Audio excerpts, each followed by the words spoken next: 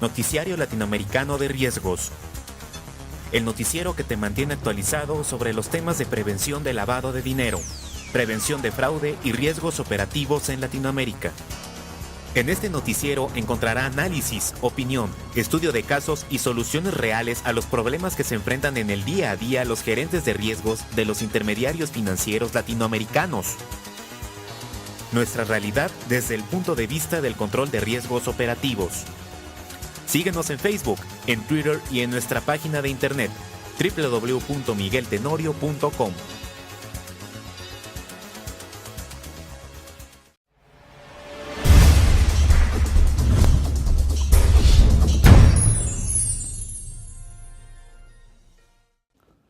Bienvenidos al noticiario semanal de gestión del riesgo, prevención de fraude y prevención de lavado de dinero. En esta ocasión tenemos algunas noticias importantes que vamos a analizar. La primera de ellas se refiere al Grupo de los 20. Y es que el Grupo de los 20 anuncia después de su reunión anual que tuvo lugar en San Petersburgo, en Rusia, que se creará una red para impedir la entrada en los países de las personas que hayan sido acusadas de corrupción.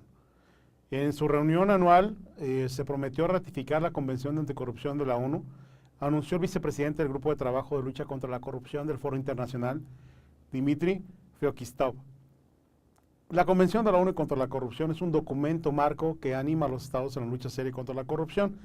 Sin embargo, Feokistov recordó que algunos países del Grupo de los 20 no han firmado, países importantes cuyas economías son relevantes dentro del grupo, como el caso de Alemania y Japón.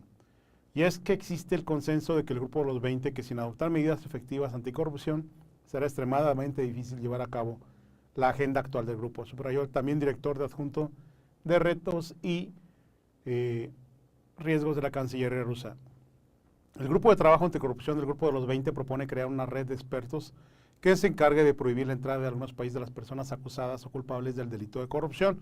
Y básicamente la red en este momento solamente existe en el papel. El problema es cómo van a llevar a cabo el proceso de bloqueo o no permitir el acceso a determinados países de las personas que sean acusadas de corrupción, y si se va a tratar de personas que tengan alguna acusación o hayan sido sentenciados, precisó el diplomático ruso. Y lo relevante de esta noticia es que cada vez más vamos a ver en el mercado temas y esfuerzos multinacionales para evitar la corrupción. Recuerden que aquella utopía del libro 1984, en el cual se hablaba del gran hermano que estaba utilizando muchos mecanismos para poder espiar o conocer las actividades de sus personas que habitaban en esta ciudad, pues ahora es una realidad. Y tan es real que, bueno, pues cada vez más hay un proceso de compartir la información y empezar a conocer realmente cuáles son las implicaciones de algunas actividades que pudieran lesionar los intereses de grupo de alguna comunidad específica. En este caso estamos hablando del tema de corrupción, que obviamente corrupción y soborno van de la mano. Corrupción es el ente que recibe la dádiva o bien el beneficio para poder llevar a cabo la decisión a favor o en contra de determinado proceso, y el soborno es el proporcionar el recurso para este mismo fin. Por lo tanto, ambos procesos están amarrados y están de la mano.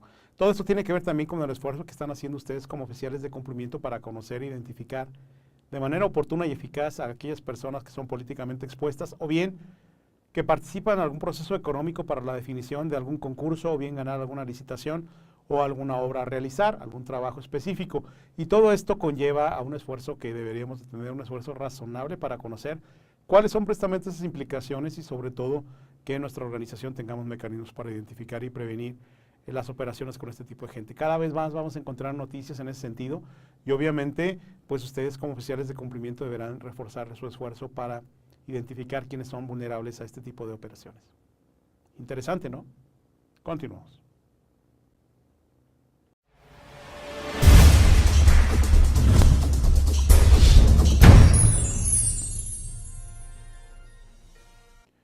En una noticia referente al Cono Sur, UNASUR considera adoptar políticas contra el blanqueo de capitales, y es que el pasado 19 de agosto tuvo lugar en Perú la primera reunión del Consejo Sudamericano de materia de seguridad ciudadana, justicia y coordinador de acciones contra la delincuencia organizada transnacional. Esta primera reunión llegó tras la aprobación de los estatutos del nuevo organismo en noviembre de 2012 y después de celebrar 4 encuentros de preparación.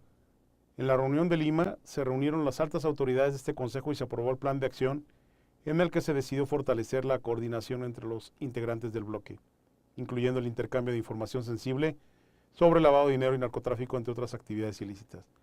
Recuerden que este grupo tiene, a diferencia del GAFI-SUD, un amplio aspecto de trabajo debido a lo que están buscando es proporcionar información desde el punto de vista político de temas de persecución del delito dentro del Cono Sur. Si por una parte recordamos que el tema de lavado de dinero proviene de una actividad ilícita, es decir, tuvo que haber un delito precedente, este grupo está fortaleciendo el mecanismo para identificar estos delitos precedentes y sobre todo evitar que pudiera darse lavado de dinero como consecuencia. Hay que entender el proceso de los grupos organizados delictivos para poder llevar a cabo algunos temas como el secuestro, como la extorsión, narcotráfico y algunas otras actividades que están penadas en estos países. Y obviamente el producto de estas actividades ilícitas sería lo que sería susceptible de lavado de dinero. En la primera semana de octubre, UNASUR se va a reunir en Buenos Aires para tratar temas específicos en el seno de este Consejo en materia de seguridad. En la misma se desarrollarán temas que fueron instalados en la reunión previa de Lima. En la reunión del Consejo, Jorge Sbatella, director de la UIF de Argentina, expuso sobre los casos de lavado de dinero en los que estuvo involucrada la casa JP Morgan y el BNP Paribas. Recuerden que estos dos organizaciones en Argentina han sido investigados por el tema de lavado de dinero y sobre todo cómo colaboraron para evadir los controles en temas específicamente de ellos. Por eso las fiscalías de Argentina y otros países han estado investigando las operaciones que llevaron a cabo estas organizaciones en Sudamérica. El ministro del Interior de Ecuador también declaró que se decidió fortalecer la coordinación entre los integrantes del bloque, lo cual incluye el intercambio de información sensible para lavado de dinero y narcotráfico e hilvanar una red de inteligencia antidelictiva sudamericana que facilite armar mapas de violencia criminal ligados entre sí para operaciones en conjunto por parte de los países miembros de UNASUR. Este esfuerzo estaría destinado a combatir el narcotráfico, el lavado de dinero, la usura, las trampas, la trata de personas, según propuso el ministro ecuatoriano. La relación entre UNASUR y GAFI-SUD es un tema de coordinación. Recuerden obviamente que GAFI-SUD es un tema meramente técnico enfocado a establecer mecanismos de autoevaluación y evaluación mutua entre los países para temas de prevención de lavado. UNASUR tiene referencias también eminentemente políticas, y es que la Secretaría Permanente de UNASUR lanzó en septiembre, en el contexto de la inclusión de su país en las listas de GAFI de países con evidencias o con deficiencias de lavado. En esta ocasión, el mismo presidente del Ecuador, Rafael Correa, llegó a declarar en medio de las críticas de las listas internacionales que lo que debería hacer la región era constituir su propio GAFI impulsado desde UNASUR. Ciertamente las declaraciones públicas no ofrecieron claridad sobre la propuesta, pues GAFI-SUD existía como organismo propio sudamericano, distinto al GAFI desde el año 2000, y no se concretó el contenido de la idea, si se trataba de integrar el GAFI-SUD en UNASUR o bien crear un nuevo organismo con un nuevo corte y naturaleza política. No obstante, la propuesta deja traslucir una sensibilidad y la necesidad en Sudamérica para llevar a cabo este proceso. GAFI-SUD y UNASUR está integrado por países, incluyendo algunos de la actividad, y México y Panamá ya están asociados en temas de estatus de observadores en estos procesos de UNASUR. Entonces vamos a establecer cuáles van a ser los mecanismos de seguimiento y sobre todo atender a estos requerimientos. Obviamente estamos hablando que este nuevo organismo tiene algunas líneas específicas de investigación y también un proceso de intercambio de información para poder llevar a cabo estos procesos de seguimiento a los grupos delictivos internacionales. Interesante, ¿no? Continuamos.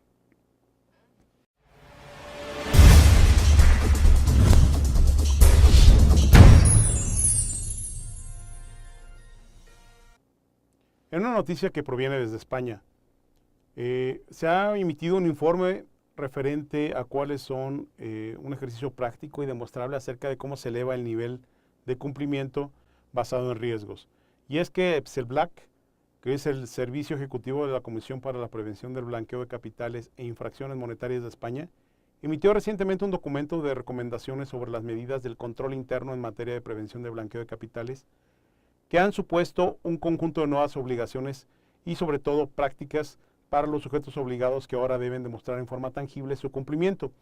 Recuerden que a nivel internacional un común denominador en el proceso de prevención de lavado de dinero es el tema de la realización de las auditorías independientes. Parte de esto es este modelo que están evaluando desde España, y los modelos que están aplicando están basados en un enfoque a riesgos. y todo esto para demostrar la eficacia del modelo. Las entidades financieras deben presentar un informe de cuál es la distancia que tienen referente al estándar, y esto lo podríamos traducir en el castellano que utilizamos en América Latina, referente a la brecha que existe entre lo que la legislación establece como obligación y las prácticas que tenemos independientes. La ficha de autoevaluación en las que se plasma el ejercicio de la reflexión e implementación de una mejora en los sistemas de prevención de blanqueo de capitales. El informe basado en riesgos deja de ser un capítulo abierto del voluntario para convertirse en un caso práctico y demostrable. Entre las nuevas obligaciones comprenden, primero, un análisis de la situación en la que se encuentran los sistemas y procedimientos implantados por el sujeto obligado en relación con todos los principios generales y recomendaciones sobre las medidas de control interno que se incluyen en el documento. La segunda parte es un informe de análisis de distancia al estándar, esto es, las brechas que se encuentran entre la evaluación que realizas de tu proceso implementado y aquello que realmente la legislación te está exigiendo como parámetro. El tercero es que cada entidad debe plasmar en forma estructurada las conclusiones del informe en una ficha de autoevaluación. Obviamente esto con la intención de establecer un plan de trabajo que pudiera mejorar la operación y enfocarse a aquellos puntos débiles o las brechas más importantes entre el debe ser y el ser. Igualmente, en el punto cuarto, debe incluirse y crearse una base de datos de las operaciones que hayan pasado el examen especial. Esta base de datos servirá como herramienta de gestión y de la información y deberá ser permanentemente actualizada, y esto obviamente se deberá remitir a este órgano que lo requerirá para verificar el cumplimiento de las disposiciones. Todo esto lo van a encontrar disponible en la página Miguel Tenorio, www.migueltenorio.com, y obviamente una vez que se llega el mes de septiembre, las entidades financieras deben enviar a este organismo el informe de análisis de distancia del estándar acompañado de una ficha de autoevaluación. Todo esto, este mecanismo también en México, está la propuesta y próximamente podrá ser votada en la Cámara de Diputados referente a un esquema de certificación en lo cual los intermediarios financieros, específicamente SOFOMES no reguladas y algunos centros cambiarios, es la intención, deberán tener un proceso de certificación de que están cumpliendo con las normas establecidas por la autoridad. De alguna manera tener un padrón de entidades que estén cumpliendo con las disposiciones, y obviamente esto dará como resultado unas mejores prácticas y también que podamos ir diferenciando o decantando a aquellos jugadores financieros que están cumpliendo con las propias reglas establecidas por la autoridad y quienes están buscando la forma de evadirlas. Obviamente las recomendaciones tienen una naturaleza, y esta naturaleza se basa en facilitar a los sujetos obligados el cumplimiento de las obligaciones establecidas en las disposiciones legales.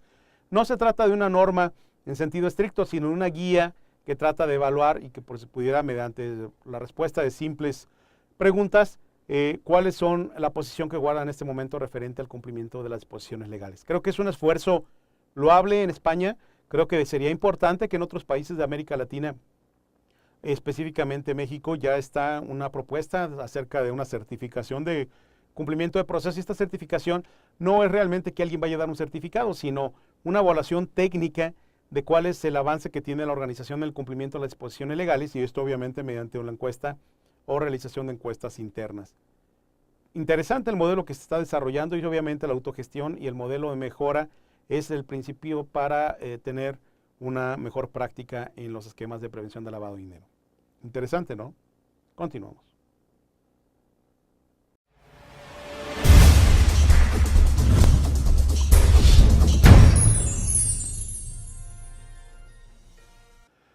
En una noticia importante de Centroamérica, así como habíamos platicado del grupo sudamericano referente a la integridad, la seguridad y delitos transnacionales, también en los gobiernos de Centroamérica han anunciado planes para crear un organismo regional y centralizar las iniciativas de seguridad.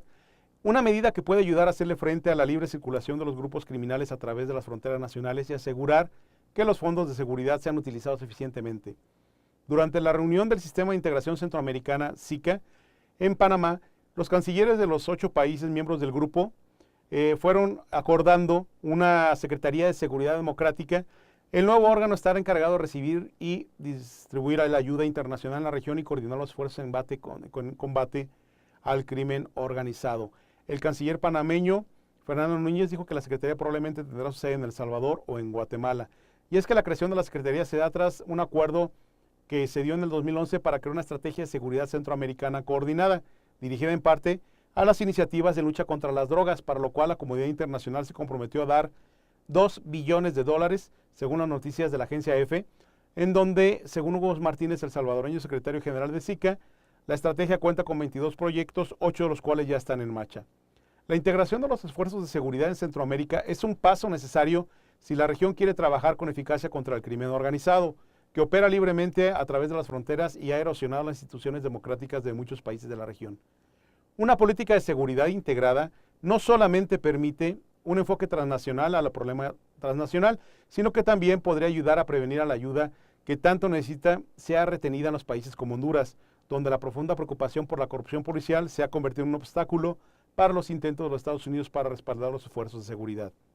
Todo esto, incluyendo República Dominicana, quien también ha sido miembro pleno del SICA, lo cual significa que, además de mejorar la coordinación en seguridad de Centroamérica, la nueva Secretaría incluirá en su esfera de influencia a un país productor y de transbordo de drogas a lo largo de lo que aparentemente resurge como la nueva ruta de droga del Caribe.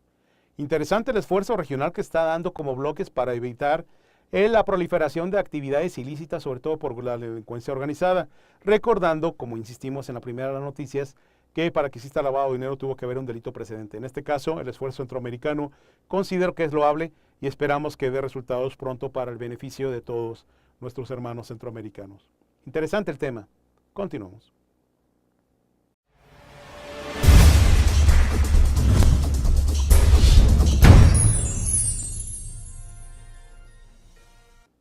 En una noticia desde Paraguay, la Fiscalía analiza el proceso abierto por lavado de dinero, la responsabilidad de empleados de 4 bancos que fueron investigados por tema de lavado de dinero.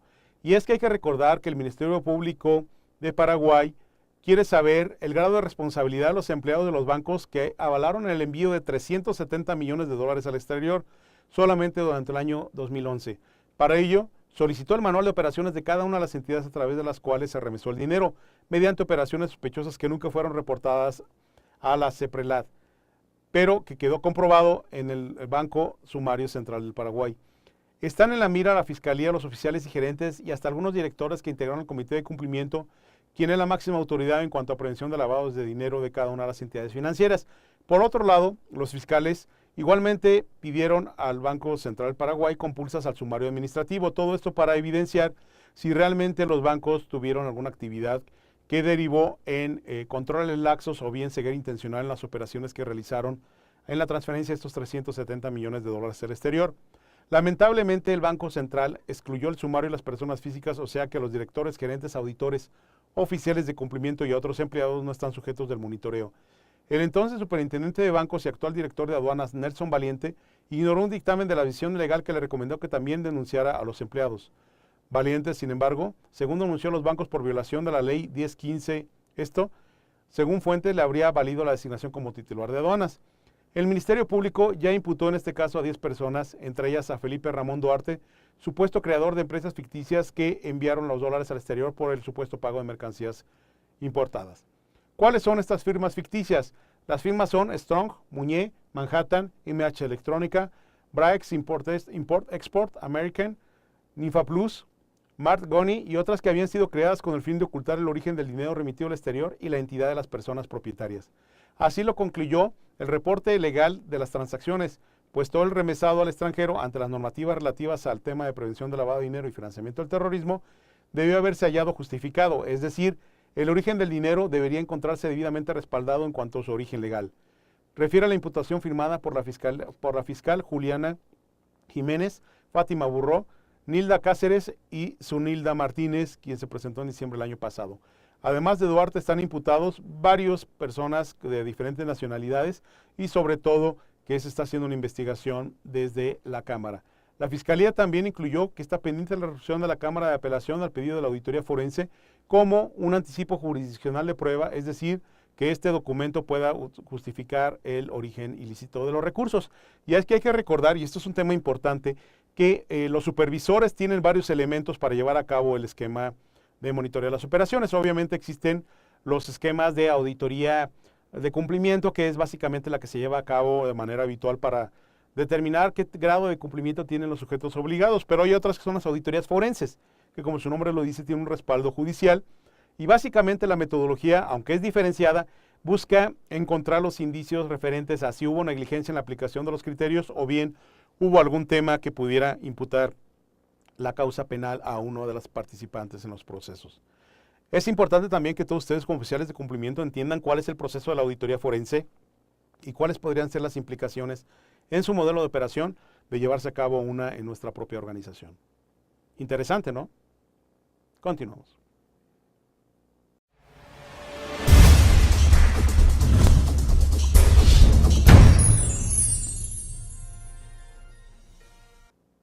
En Uruguay se niega a Argentina el derecho de otorgar datos fiscales por mala fundamentación. Y es que la Dirección General Impositiva uruguaya rechazó varios pedidos de información fiscal que llegaron a la Administración Federal de Ingresos Públicos porque estaban mal fundamentados o porque no aportaban datos suficientes sobre los contribuyentes. Según la investigación, el primer periodo de información se había apuntado a los pases puente de futbolistas. Siguieron llegando otras solicitudes, pero no las pudieron seguir su curso, informando a algunos medios periodísticos en donde está solicitando la confidencialidad de quienes está aportando la información. Y es que recuerden que algunos convenios de colaboración multinacionales, como el caso en que existen en Uruguay y el tema de Argentina, incluye la transferencia de información para temas fiscales. El tema es que se están rechazando por parte de Uruguay algunas solicitudes apelando sobre todo a que no se tiene la información suficiente para poder llevar a cabo la investigación dentro de la base de datos que tiene la Agencia de Recaudación Fiscal del país uruguayo.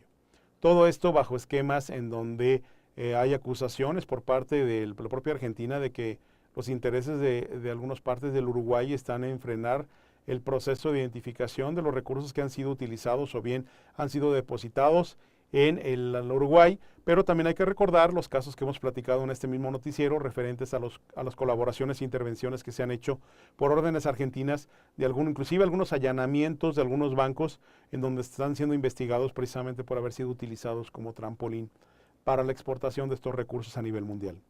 Todo esto obviamente nos ayuda a identificar cuáles son los mecanismos de colaboración internacional que están llevando a cabo en la actualidad y sobre todo que como oficiales de cumplimiento tengamos claro cuáles son nuestras repercusiones y cuáles van a ser las consecuencias de no presentar la información de manera oportuna y adecuada a las agencias de información y supervisión bancaria. Interesante, ¿no? Continuamos.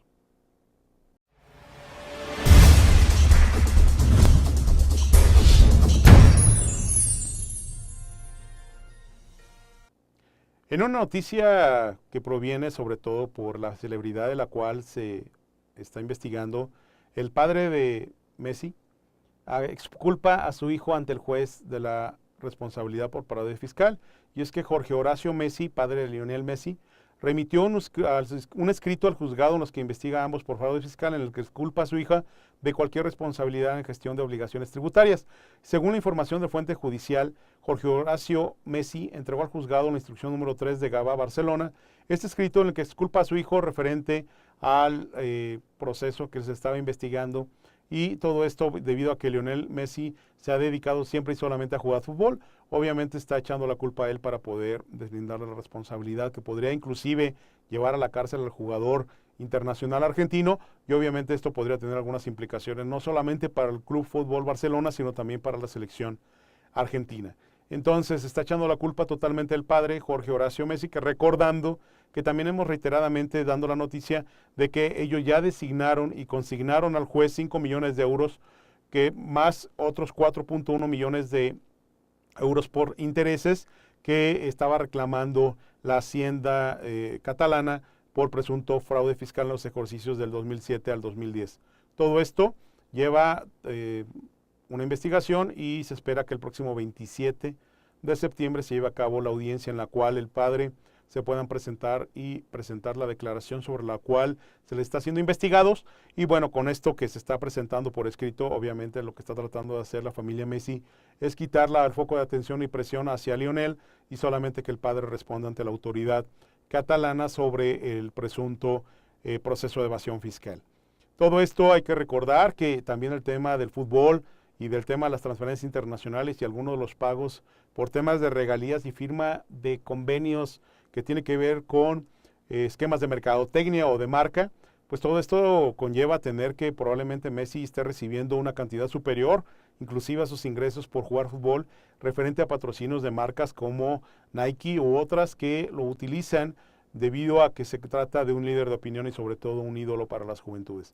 Todo esto tiene que derivarse en esta investigación por evasión fiscal y esperemos a ver cuál es el desenlace, pero bueno, ahora de acuerdo a lo que se ha estado presentando, que ya se depositó el adeudo, ya se puso el papá echándose la culpa referente al proceso, bueno, pues obviamente Lionel seguirá jugando y seguirá siendo un líder de opinión y un ejemplo para todos los jóvenes en la actualidad, salvo esa pequeña mancha que se le acaba de poner en su expediente referente a esta acusación penal, que esperemos que haya sido y que se termine aclarando por el bien inclusive de las propias juventudes que utilizan a esta persona, a este líder, a este jugador como una referente en el tema deportivo.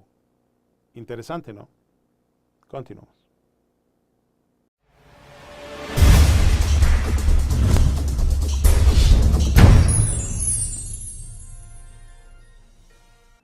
Muy bien, pues agradecemos su atención a este noticiero semanal, recordándoles que tenemos en nuestras páginas de internet capacitación disponible para ustedes de manera gratuita y que próximamente en México se lanzará un portal que le ayudará a todos aquellos sujetos obligados y actividades vulnerables para cumplir con sus obligaciones en temas de reporte a las autoridades y sobre todo para la custodia y el manejo de la información y monitoreo y apego a las disposiciones.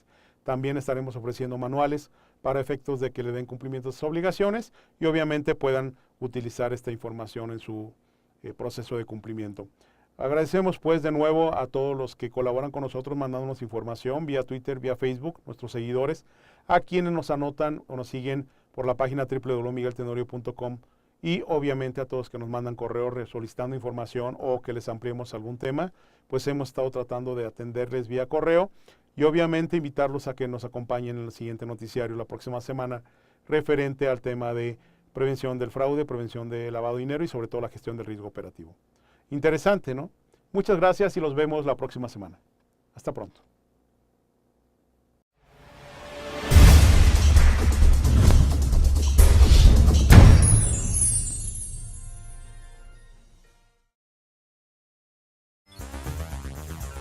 Noticiario Latinoamericano de Riesgos. El noticiero que te mantiene actualizado sobre los temas de prevención de lavado de dinero, prevención de fraude y riesgos operativos en Latinoamérica. En este noticiero encontrará análisis, opinión, estudio de casos y soluciones reales a los problemas que se enfrentan en el día a día los gerentes de riesgos de los intermediarios financieros latinoamericanos. Nuestra realidad desde el punto de vista del control de riesgos operativos. Síguenos en Facebook, en Twitter y en nuestra página de internet www.migueltenorio.com.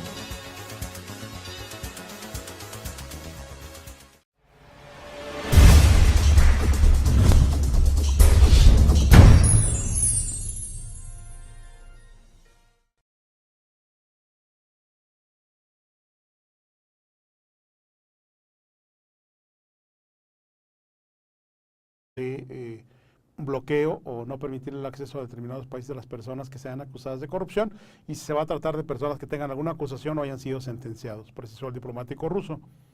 Y lo relevante de esta noticia es que cada vez más vamos a ver en el mercado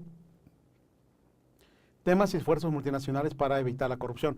Recuerden que aquella utopía del libro 1984 en el cual se hablaba del gran hermano que estaba utilizando muchos mecanismos para poder espiar o conocer las actividades de sus personas que habitaban en esta ciudad, pues ahora anuncia después de su reunión anual que tuvo lugar en San Petersburgo, en Rusia, que se creará una red para impedir la entrada en los países de las personas que hayan sido acusadas de corrupción.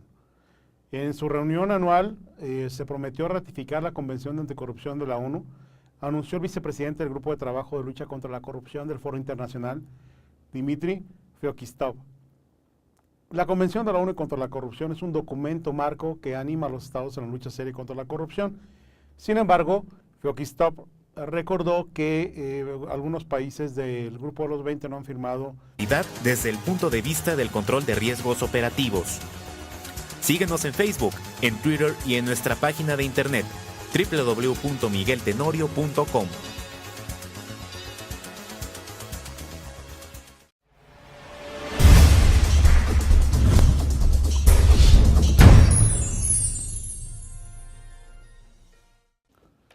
Bienvenidos al noticiario semanal de gestión del riesgo, prevención de fraude y prevención de lavado de dinero. En esta ocasión tenemos algunas noticias importantes que vamos a analizar. La primera de ellas se refiere al grupo de los 20, y es que el grupo de los 20 países importantes cuyas economías son relevantes dentro del grupo, como el caso de Alemania y Japón. Y es que existe el consenso de que el grupo de los 20, que sin adoptar medidas efectivas anticorrupción, será extremadamente difícil llevar a cabo la agenda actual del grupo. Subrayó también director de adjunto de retos y riesgos de la Cancillería rusa. El grupo de trabajo anticorrupción del grupo de los 20 propone crear una red de expertos que se encargue de prohibir la entrada de algunos países de las personas acusadas o culpables del delito de corrupción. Y básicamente la red en este momento solamente existe en el papel. El problema es cómo van a llevar a cabo el proceso de...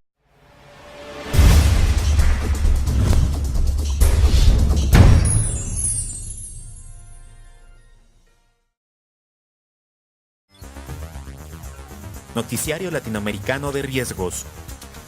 El noticiero que te mantiene actualizado sobre los temas de prevención de lavado de dinero, prevención de fraude y riesgos operativos en Latinoamérica. En este noticiero encontrará análisis, opinión, estudio de casos y soluciones reales a los problemas que se enfrentan en el día a día los gerentes de riesgos de los intermediarios financieros latinoamericanos. Nuestra realidad